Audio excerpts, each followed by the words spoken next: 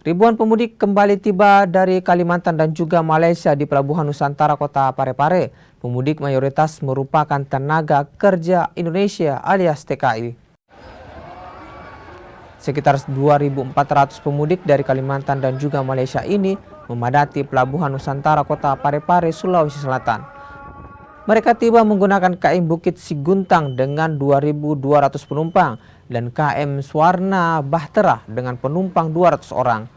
Otoritas Pelabuhan Nusantara Kota Parepare mencatat jumlah penumpang turun selama sepekan terakhir mencapai 8.000 orang. Sementara itu, para pemudik bilang mereka mulai kesulitan menemukan tiket kapal. Jikapun ada, harganya naik signifikan karena diperoleh dari calo. Ini Pak, pulang mudik untuk apa Pak? Iya, pulang mudik dulu. Libur Pak? Libur. Ya. Pak, itu tiketnya susah Pak atau bagaimana Pak? Iya. Susah Pak ya? Sudah mulai susah di Kalimantan tiket Pak ke sini? Pak, karena sudah naik lagi, mahal. Mahal ya? Berapa Pak dibeli harganya? 500. 500. Yang dulunya Pak biasa berapa? Biasa 300. 300 ya? Setengah.